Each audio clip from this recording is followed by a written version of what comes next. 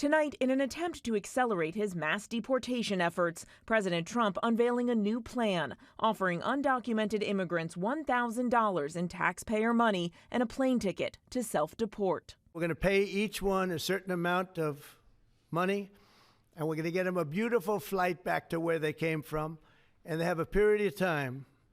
And if they make it, we're going to work with them so that maybe someday, with a little work, they can come back in if they're good people. The Trump administration says they've deported 150,000 people since January, far short of the pace needed to remove the tens of millions the president promised. Trump today blaming required immigration hearings for slowing down his plan. The courts have all of a sudden, out of nowhere, they said, maybe you have to have trials. We're going to have 5 million trials. Doesn't work. In a remarkable statement, the president refusing to say whether he believes he needs to uphold the Constitution and the right to due process. Don't you need to uphold the Constitution of the United States as president? I don't know.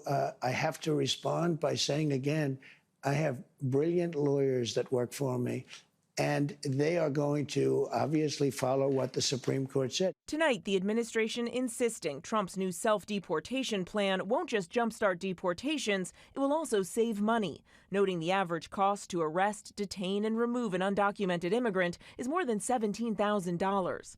They say one person has already taken up their offer, booking a flight from Chicago to Honduras. And tonight, Trump, who has sent hundreds of undocumented migrants to a notorious prison in El Salvador without any due process, is now talking about reopening one of America's most infamous prisons, Alcatraz.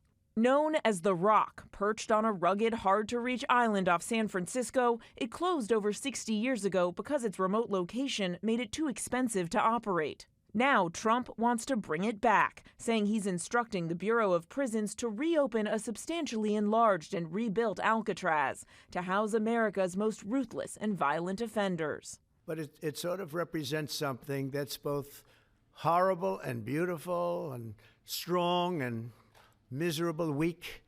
It's got a lot of qualities that are interesting, and I think they make a point. And back to the self-deportation plan, the administration insists this is the safest way to leave the U.S. and avoid arrest, officials stressing that if undocumented immigrants don't leave on their own, they will come after them and arrest them. President Trump today saying if you don't self-deport, you will never get a path to come back in. Mary Bruce, ABC News, the White House.